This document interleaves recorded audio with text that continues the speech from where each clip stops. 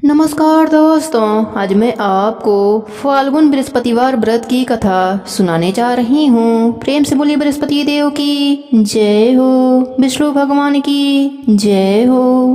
प्राचीन समय में एक बहुत ही निर्धन ब्राह्मण रहता था। उसके कोई भी संतान न थी। ब्राह्मण नित्य पूजा पाठ करता। वह स्वभाव से दयालु तथा धार्मिक विचारों वाला व्यक्ति था, परंतु उसकी पत्नी बहुत मलिनता के साथ रहती थी। वह न तो स्नान करती थी और न ठीक से कार्य करती थी। अपनी पत्नी की ऐसी आदत के कारण ब्राह्मण देवता बड़ी ही दुखी रहते थे। वह अपने पत्नी को बहुत समझाते, किंतु उसका कोई परिणाम न निकलता।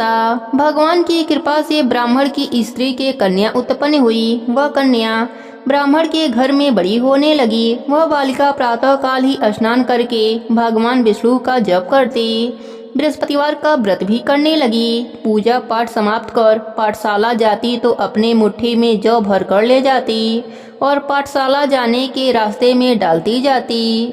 भगवान बृहस्पति देव की कृपा से वही जौ सोने के हो जाते तो लौटते समय उनको बीनकर घर ले आती। एक दिन वह बालिका सूप में उन सोने के जौ को फटक कर साफ कर रही थी।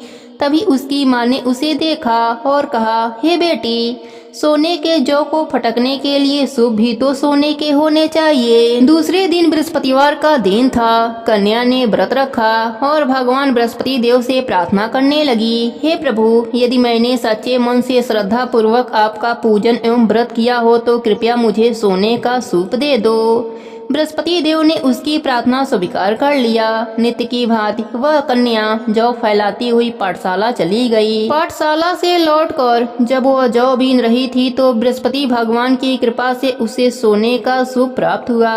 उस सोने के सूप को वह घर ले आई और उससे जौ साफ करने लगी, परंतु उसकी माँ का आचरण वैसा ही रहा।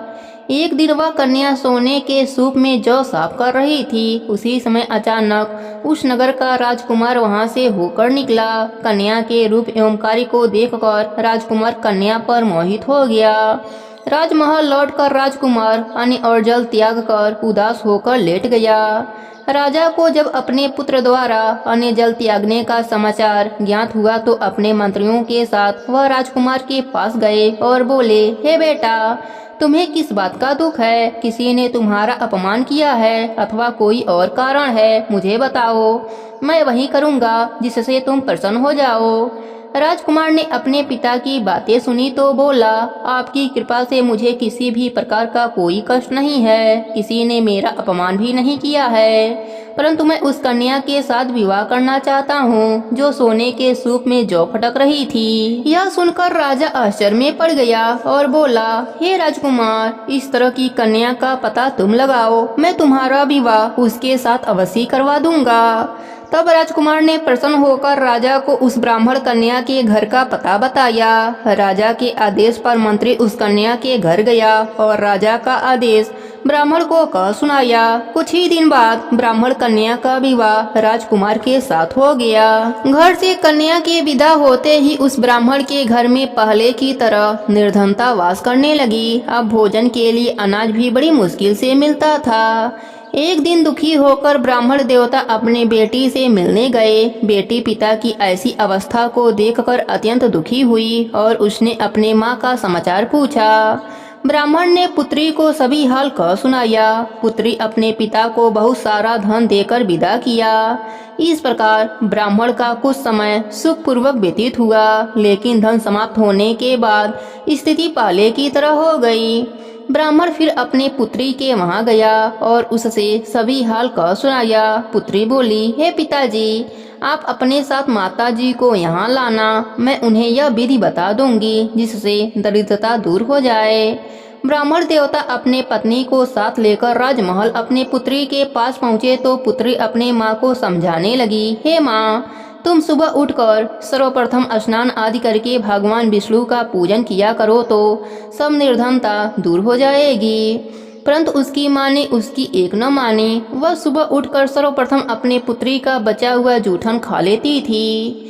एक दिन उसकी बेटी को अपने माँ पर बहुत गुस्सा आया। उसने एक रात एक कोठरी से सारा सामान निकालकर अपने माँ को उसमें बंद कर दिया। प्रातः कोठरी से अपने माँ को निकालकर तथा स्नान आदि करा के पूजा पाठ करवाया तो उसकी माँ की बुद्धि ठीक हो गई। इसके बाद वह प्रतिदिन पूजा पाठ करती और प्रत्येक बृहस्पतिवार को व्रत भी रखने लगी। इस व्रत के प्रभाव से उसकी माँ भी अत्यंत धनवान तथा पुत्रवती हो गई और बृहस्पति देवता की कृपा से वृद्धा अवस्था में मृत्यु को प्राप्त कर स्वर्गलोक को गई।